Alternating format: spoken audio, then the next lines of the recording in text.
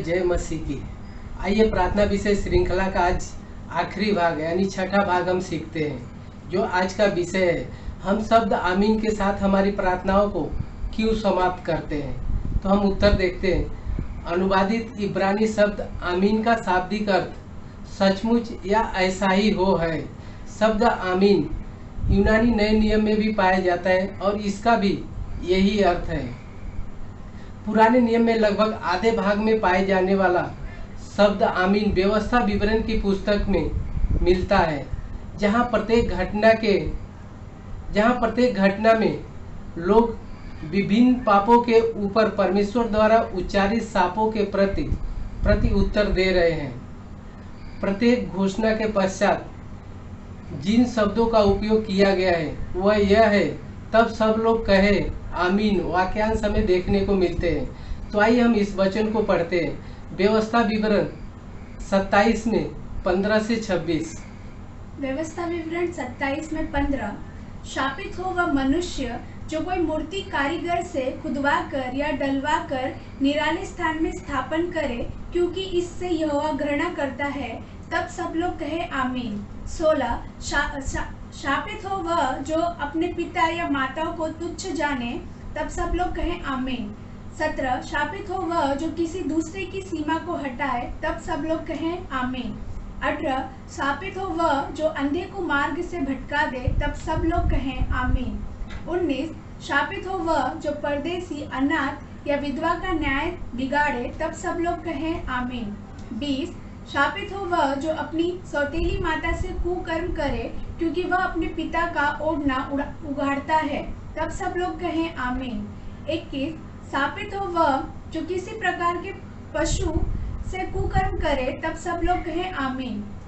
22। शापित हो वह जो अपनी बहन चाहे सगी हो चाहे सौतेली से कुकर्म करे, तब सब लोग कहें आमीन।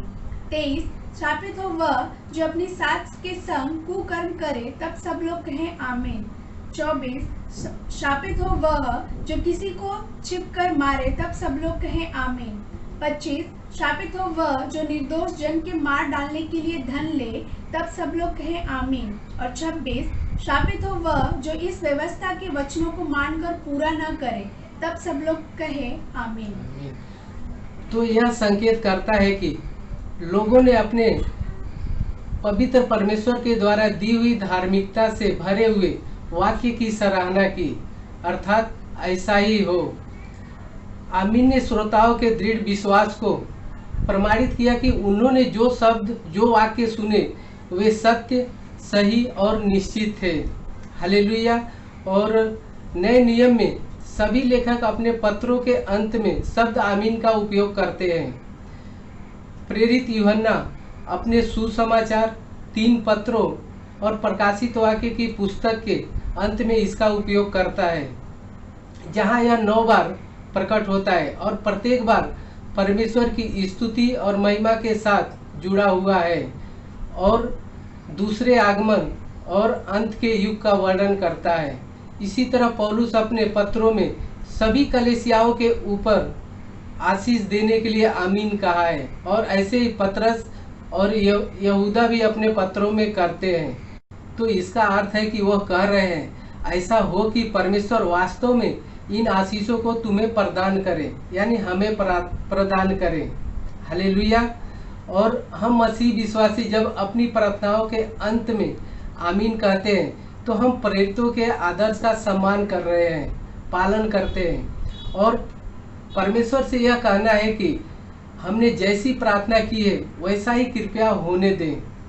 आमीन और आज्ञाकारिता की स्तुति के मध्य संबंध को स्मरण रखते हुए सभी प्रार्थनाओं को परमेश्वर की इच्छा के अनुसार किया जाना चाहिए।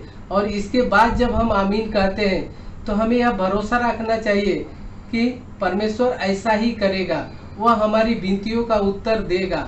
आइए हम इस वचन को पढ़ते हैं। यूहन्ना 14 में 13 और पहला यूहन्ना 5 में 14। यूहन्ना 14 में 13। हाँ। जो कुछ तुम मेरे नाम से मांगोगे वही मैं करूंगा, कि पुत्र के द्वारा पिता की महिमा हो। पहला यूहन्ना 5 में 14। पहला यूहन्ना 5:14, और हमें उसके सामने जो हियाव होता है वह यह है कि यदि हम उसकी इच्छा के अनुसार कुछ मांगते हैं तो वह हमारी सुनता है। हालेलुया। तो हम परमेश्वर की इच्छा के अनुसार जब कुछ मांगते हैं तो वो हमारी सुनता है। तो परमेश्वर की ये भी इच्छा है कि हम एक दूसरे के साथ भलाई करें, एक दूसरे के कामों में हम उनको आगे बढ़ाएं। आइए हम एक कहानी को यहाँ पर देखते हैं। एक गांव, ये बहुत पुरानी बात है। एक गांव में राजेश नाम का एक लड़का रहता था जो बहुत ही गरीब था। उसके माँ बाप नहीं थे। वो हर दिन काम पे जाता था और अपने खाने के लिए सामान लाता था और शाम को बनाता और खाता सो जाता था। पर एक दिन उसने अपने खाने के लिए चावल और आटा लेके आया और शाम को उसने 4 रोटियां बनाई। और जैसे ही उसने अपना हाथ मुंह धोकर आया तो देखा कि उसके थाली में 3 ही रोटी बची है। और ऐसे ही दूसरे दिन भी हुआ।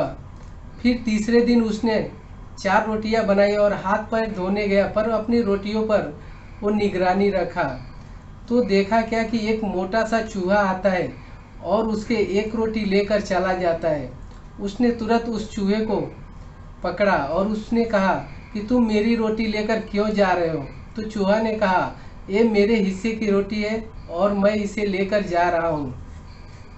तो राजेश ने कहा कि तुम जानते नहीं मैं कितना गरीब हूँ, कितना मेहनत करता हूँ, हमारी ज़िंदगी तैसी कि ऐसे ऐसे कैसे चल रही है, ये सारी परेशानियाँ हमारे ही क्यों मिलती है? तो चूहे ने कहा, तुम्हारे इस प्रश्न का उत्तर एक संत है, वो दे सकते हैं। उनका नाम था साधु संत। तो उन्होंने कहा ठीक है, वो कहाँ मिलेंगे? तो उसने कहा इस एक पहाड़ी आएगा और उसके बाद एक समुद्र है, उसके बाद उनकी कुटिया है जहाँ पर वो अपने शिष्यों के साथ रहते हैं। तो उसने कहा ठीक है। तो उसने सुबह हुआ और अपने खाने पीने का गठरी बांधा और चल देता है उनसे मिलने के लिए। फिर जैसे ही बहुत दूर जाने के बाद शाम होती है और उसे एक हवेली दिखाई देता है। तो उसने उस हवेली पर जाता है और वहाँ के मालकिन से कहता है कि क्या मुझे आज की रात यहाँ पर रहने के लिए देंगे? उसने बोली हाँ ठीक है बेटा, लेकिन पर तुम कहाँ जा रहे हो? तो उसने कहा मैं जा रहा हूँ साधु संत से मिलने, हमारे बहुत से प्रश्न हैं उनको उत्तर के लिए। उसने बोली ठीक है बेटा, तुम तो अच्छा काम कर रहे हो, जाओ, पर मेरा एक सवाल का जवाब लाओगे क्या? उसने बोला हाँ ठीक है, आपने हमारे लिए इतना किया तो मैं ज़रूर लाऊंगा। तो उसने मालकिन ने कही कि मेरी एक बेटी है जो 20 साल की है, लेकिन वो आज तक अपनी मुंह नहीं खोली। और ये कहकर वो मालकी रोने लगी। तो उस राजेश ने कहा कि मैं आपके प्रश्नों का उत्तर जरूर लाऊंगा, आप मत रोइए। और इस तरह से सुबह हुई और फिर वो उनके पास से खाने पीने का बहुत सारा सामान लिया और चल देता है मिलने के लिए। फिर उसके सामने वो पहाड़ी आती है। उस पहाड़ पे बहुत दूर तक जाने के बाद उसे समझ में नहीं आता है कि अब वो किधर जाए। तो उसी समय उसे एक तपस्वी दिखाई देता है। तो उसने उस तपस्वी के पास गया और बोला कि हमें साधु संत जी से मिलने जाना है, मैं कौन से रास्ते से मैं जाऊं? तो उसने कहा कि मुझको मालूम है, मैं तुम्हें इस पहाड़ से तुरंत उस पार कर सकता हूं, क्योंकि मेरे पास ऐसी सिद्धियां है। तो उसने कहा कि ऐसी सिद्धियां है। तो उसने कहा ठीक है, लेकिन तुम्हें मेरे एक प्रश्न का उत्तर लाना होगा, उस अपना तपस्वी ने कहा। तो बोला, राजेश ने कहा कि आप खुद ही क्यों नहीं चले जाते जब आप इतना बुद्धिमान है, आपको ये सब सिद्धियां है? तो उसने कहा नहीं, मैं जैसे यहाँ से उठेगा मेरा तपस्या भंग हो जाएगा। तो राजेश ने कहा ठीक है, बताइए आपका क्या प्रश्न है? तो उसने कहा कि ये मेरा सवाल पूछ के आना कि मुझे आत्मज्ञान कब प्राप्त होगा और आत्मज्ञान कब प्राप्त होगा और मुक्ति कैसे मिलेगी? तो उसने उसके पास जो शक्तियाँ थी उससे वो पहाड़ को उस पार कर दिया। अब आगे जाने के बाद वो नदी आती है, बड़ी सी नदी।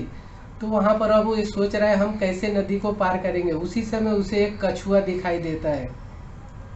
तो ये उस कछुए के पास गया और उससे कहा, क्या भाई आप मेरे को इस नदी से पार करा सकते हैं? हमें साधु संत से मिलने जाने का है। तो कछुआ ने कहा ये तो बहुत बड़ी बात है, आइए मेरे पीठ पर बैठ जाइए, मैं आपको उधर छोड़ देता हूँ। तो कछुआ उसको नदी से पार करा रहा था, तो बीच में कछुए ने कहा कि क्या मेरे सवाल का आप जवाब ला सकते हैं। कछुए ने कहा मैं ज़रूर लाऊंगा, आपने मेरे लिए इतना कुछ किया। तो कछुआ ने कहा कि आप उनसे पूछना कि मैं 500 साल से इस नदी में हूँ और जो मेरे से नीचे हैं मैं उनसे ऊपर उनका अधिकारी कब बनूंगा। तो बोला ठीक है, मैं पूछ के आऊँगा। अब कछुआ उस पार गया, छोड़ दिया, और कुछ दूर जाने के बाद वो साधु संत का आश्रम दिखाई दिया। वहाँ पर जब पहुँचा तो उनके जो लोग थे, शिष्य थे, बहुत इसकी आदर किए, और कुछ ही देर में वो साधु संत वहाँ पर आए। तो उन्होंने इससे कहा कि बेटा तू मुझसे 3 सवाल पूछ सकता है। तो अब इसके मन में बहुत घबराहट हुई, क्योंकि अब ये सोचने लगा कि 3 लोग तो मुझे रास्ते में मिले और मैं चौथा, मेरा सवाल चौथा है। तो उसने सोचा, उस समय उसने ये दृढ़ निश्चय किया कि मैं जाऊंगा और खूब मेहनत करूंगा और अपने जीवन को बदल दूंगा। लेकिन वो रानी की बेटी जो अभी तक नहीं बोली है, और वो पहाड़ पे जो ये तपस्वी जिसको उद्धार नहीं मिला है, और वो कछुआ जो मुझे पार कराया, इनका उत्तर, इनके जीवन में बदलाव लाना जरूरी है, इनका उत्तर हम जरूर लेके जाएंगे। और उसने पहला अपना सवाल पूछा कि वो रानी की बेटी है, वो कब बोलना शुरू करेगी। तो उन्होंने कहा कि जिस दिन उसका शादी होगा वो उसी वक्त क्षण बोलना चालू कर देगी।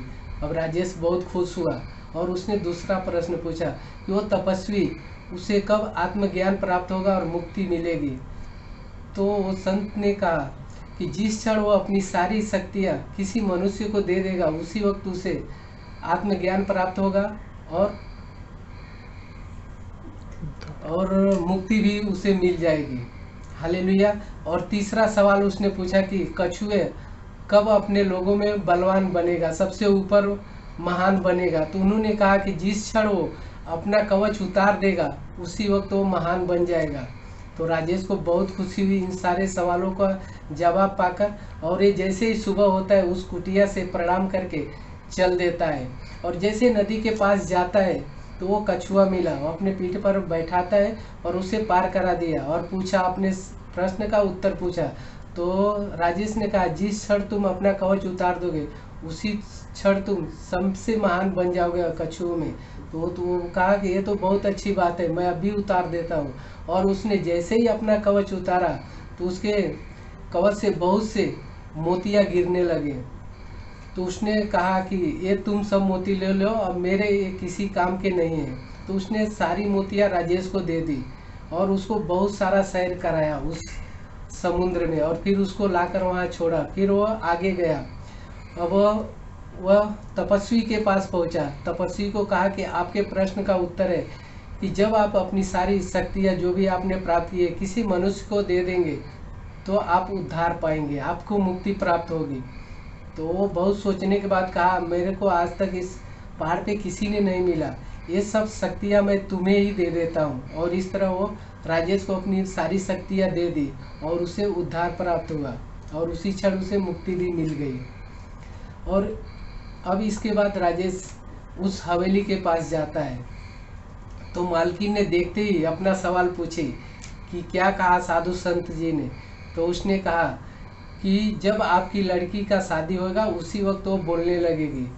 तो मालकिन भी बहुत खुश हो गई और उसने कहा कि बेटा तुमसे अच्छा कहाँ कोई मिलेगा, मैं ये शादी तुमसे ही कर देती हूँ। और उसी वक्त उसकी शादी हो गई और वो लड़की बोलना शुरू कर दी। हालेलुया। तो हमें यहाँ पर क्या देखने को मिला, और आगे यहाँ पर क्या हुआ कि वो राजेश अपनी बीवी को लेके गांव आता है और वो उस समय बहुत धनवान बन जाता है, क्योंकि हर चीज़ उसके पास, बुद्धि, ज्ञान और पैसे भी बहुत हो गए मोतियों के द्वारा, और उस गांव में सबसे बड़ा महल बनाया। तो हमें यहाँ पर देखने को मिलता है कि जब हम दूसरे के जीवन को अच्छा करने के लिए चलते हैं, कार्य करते हैं, तो परमेश्वर हमारे जीवन में हर एक चीज़, हर एक आशीषों के लिए आमीन कहता है। जैसा कि हमने आज आमीन के बारे में सीखा, जैसा कि यिर्मयाह 29:11 कहता है कि क्योंकि यहोवा की यह वाणी है, जो कल्पनाएं वह हमारे विषय करता है उन्हें वह जानता है, वह हमारी हानि के लिए नहीं वरन कुशल ही की है, और अंत में वह हमारी आशा पूरी करेगा। हालेलुया। तो परमेश्वर हमारी हर एक आशाओं को पूरी करता है जब हम उसकी उसकी इच्छाओं को पूरी करते हैं। जैसा कि हमने अभी पढ़ा पहला यूहन्ना 5:14। हालेलुया।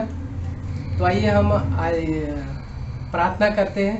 आज जैसा हमने आमीन के बारे में जाना कि इब्रानी पुराने नियम और यूनानी नए नियम में भी शब्द आमीन का शाब्दिक अर्थ सचमुच या ऐसा ही हो है।